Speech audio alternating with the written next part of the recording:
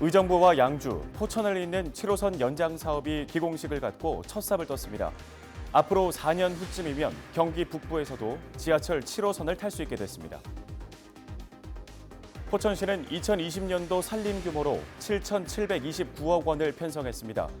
올해 본 예산 6,007억 원보다 28% 정도가 증가한 규모입니다. 경기 지역화폐 사용자가 200만 명을 넘었습니다. 사용자와 가맹점주 절반 이상은 지역경제 활성화에 도움이 될 것이라며 긍정적인 평가를 내렸습니다. 경기도의 핵심 의료정책인 수술실 CCTV가 신생아실까지 확대됩니다. 앞으로 신생아실 운영 상황이 24시간 감시되며 학대 의심 시 영상물 사본을 요청할 수 있습니다.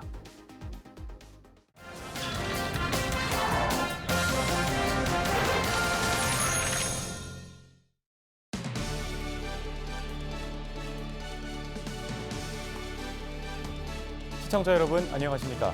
헬로티비 뉴스 나라 시작합니다. 앞으로 4년 후쯤이면 경기 북부에서도 지하철 7호선을 탈 수 있을 것으로 보입니다. 의정부와 양주, 포천을 잇는 7호선 연장 사업이 기공식을 갖고 첫 삽을 떴습니다. 이지훈 기자가 취재했습니다.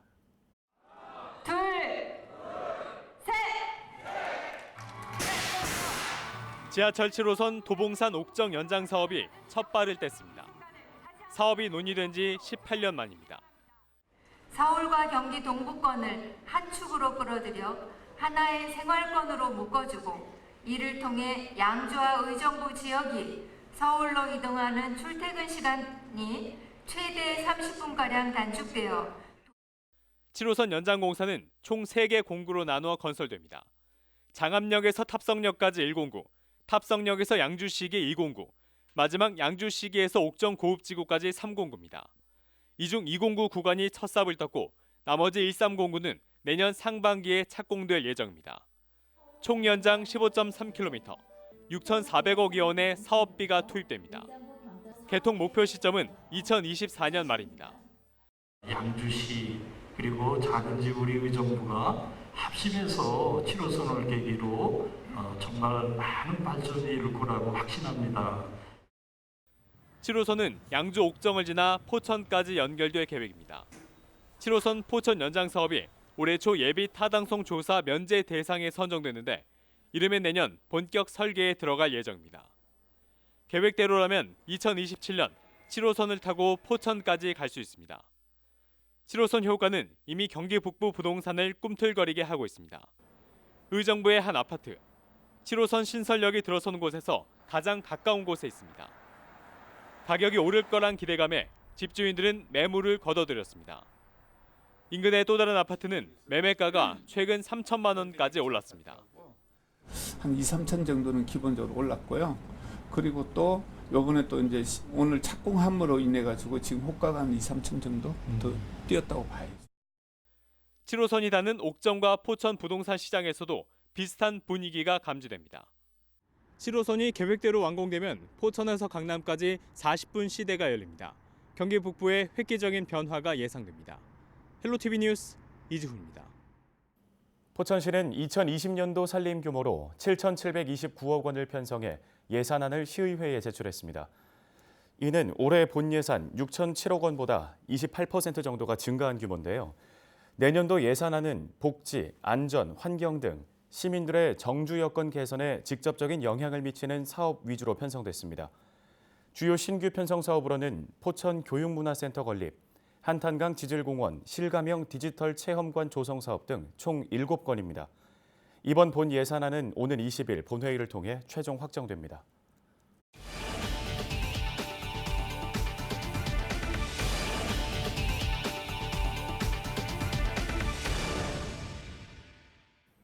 지난 11일 포천시 체육공원에서 열린 희망 2020 나눔 캠페인이 모금 목표액 2억 원을 넘었습니다.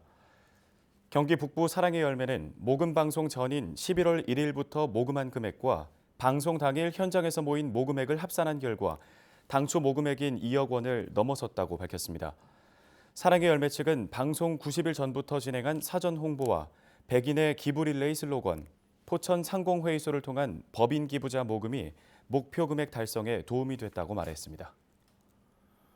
양주시 보건소는 한파에 대비해 독거노인 방문 관리를 강화한다고 12일 밝혔습니다. 방문 간호사 4명으로 구성된 보건소 의료팀은 독거노인 1,600여 명 등 건강 취약계층을 대상으로 전화 상담과 가정 방문 등을 진행합니다. 보건소 관계자는 외부 온도가 급격히 떨어질 경우 야외 활동을 자제할 것을 당부했습니다. 포천시는 친자연적 장례문화 확산을 위한 지역별 순회 설명회를 개최합니다. 설명회는 자연장 교육 영상 시청과 친자연적 장례문화 안내, 자연장지 조성 사례, 웰다잉 안내 등으로 구성됩니다. 또 자신이 직접 장례 방법과 용품 등을 정할 수 있도록 장수 행복 노트도 제공합니다.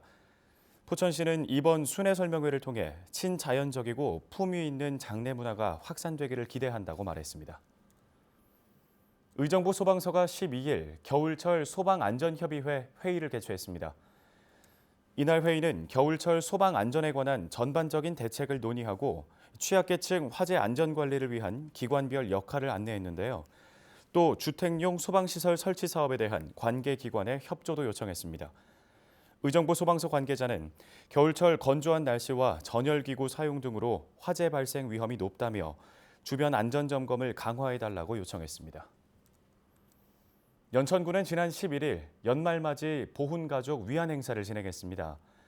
이날 행사에는 국가유공자와 그 유족 등이 참석했으며 애국심 함양과 호국 안보의식 고취에 기여한 보훈회원 6명에게 표창이 수여됐습니다. 연천군 시설관리공단이 운영하는 연천 수레울 아트홀이 새 단장에 들어갔습니다. 올해 하반기부터 내년 상반기까지 수레울 아트홀 대공연장과 소공연장 등이 개보수될 예정인데요. 공사 예산은 약 10억 원으로 연천군에서 지원합니다. 민선 7기 이재명 경기지사의 핵심 공약 가운데 하나인 경기지역화폐가 사용자 200만 명을 넘으며 순항하고 있습니다. 사용자와 가맹점주 절반 이상은 지역경제 활성화에 도움이 될 것이라며 긍정적인 평가를 내렸습니다. 숫자로 본 뉴스 김호 기자입니다. 경기도민과 경기지역화폐 가맹점주 각각 1,000명에게 먼저 지역화폐 추진 평가에 대해 물었습니다. 도민 68%와 가맹점주 63%가 잘했다는 긍정적인 평가를 내렸으며 매우 잘했다도 21%와 16%를 기록했습니다.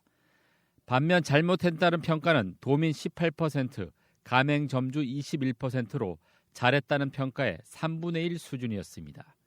경기 지역 화폐가 지역 경제에 도움이 될 것으로 보느냐는 질문에 도민 63%, 가맹점주 51%가 도움이 될 것이라는 긍정적인 답변을 내놨습니다. 가맹점주를 뺀 일반 도민에게 지역 화폐 사용 경험을 물었더니 19%가 사용 경험이 있다고 답했습니다. 만 19세 이상 기준으로 200만 명이 사용 경험이 있는 것으로 추정됐습니다. 지역화폐 사용 이유에 대해서는 6% 할인 혜택이 40%로 가장 높게 나왔으며 지역경제 활성화에 도움이 된다는 의견이 20%, 소득 공제 혜택이 10%로 그 뒤를 이었습니다. 이 밖에 신용카드처럼 편리해서와 모바일 등 형태가 다양해서 사용한다는 의견이 나왔습니다. 경기 지역 화폐를 성공적으로 운영하기 위한 제안으로는 도민과 가맹점주 모두 충전 혜택 등 사용자에 대한 혜택 강화를 1순위로 꼽았습니다.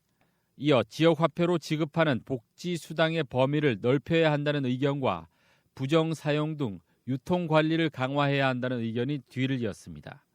가맹점주들은 지역 화폐 사용을 늘리기 위해 가장 신경 써야 할 과제로 충전 시 10%의 혜택과 홍보 캠페인 확대를 1, 2위로 꼽았습니다. 또 가맹점 홍보를 늘리고 지역 화폐와 관련된 캐릭터를 제작해 홍보 활동을 강화해야 한다는 의견을 제시했습니다.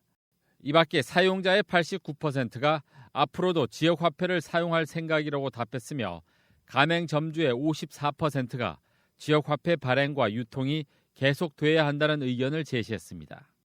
이번 조사는 경기도가 여론조사 기관인 K-스탠 리서치에 의뢰해 일반 도민은 지난달 16일부터 17일까지, 가맹점주는 지난달 13일부터 20일까지 무작위 추출 전화 방식으로 진행됐으며 표본 오차는 95%, 신뢰 수준은 플러스 마이너스 3.1%포인트입니다. 헬로티비 뉴스 김호입니다.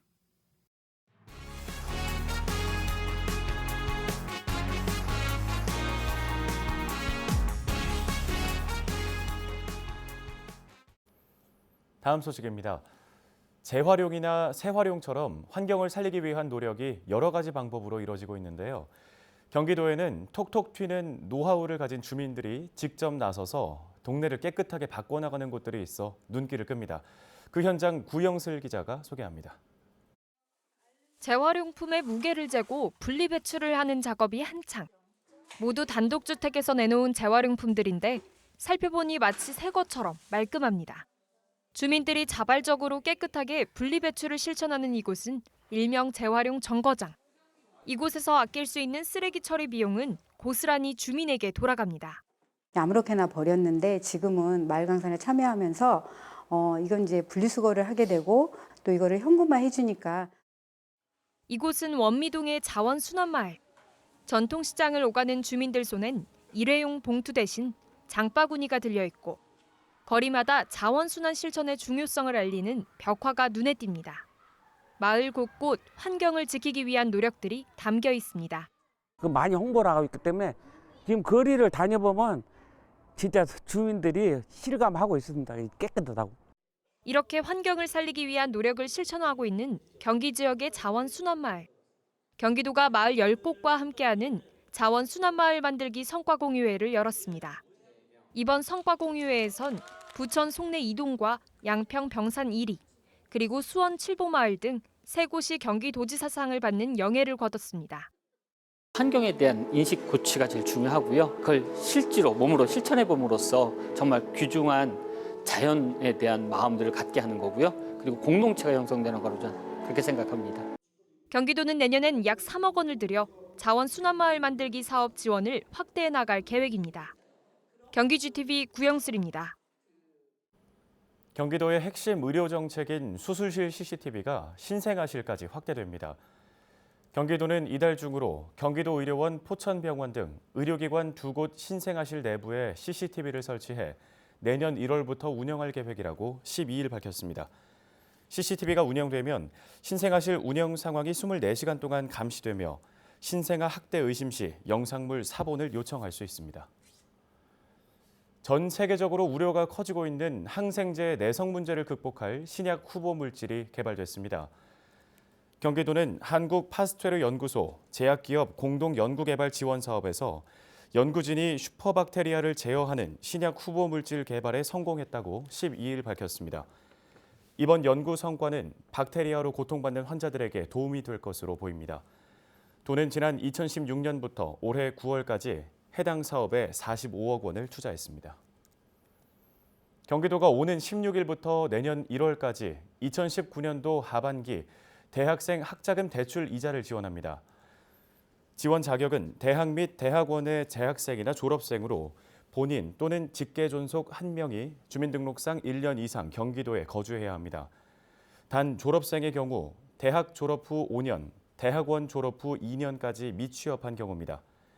2010년 2학기 이후 한국장학재단에서 대출받은 학자금에 2019년 하반기 이자가 지원되는데요. 신청은 경기도청 홈페이지를 통해 가능합니다. 경기도가 지역 안전지수 평가 항목 중 범죄 항목에서 4등급을 받았습니다. 행정안전부는 지난 10일 지역별 안전 수준과 의식을 1에서 5단계로 평가하는 지역 안전지수를 공표했는데요. 도는 전체 6개 항목 가운데 범죄 부문에서 4등급을 받았습니다. 그 외 교통사고와 화재, 생활안전, 자살과 감염병 등 5개 분야에서는 모두 1등급을 획득했습니다. 끝으로 날씨 정보 전해드립니다. 금요일에는 오전 기온 영하 5도, 낮 기온은 4도로 예상됩니다. 중국에서 다가오는 기압골의 영향으로 저녁부터는 산발적으로 비가 내리겠습니다.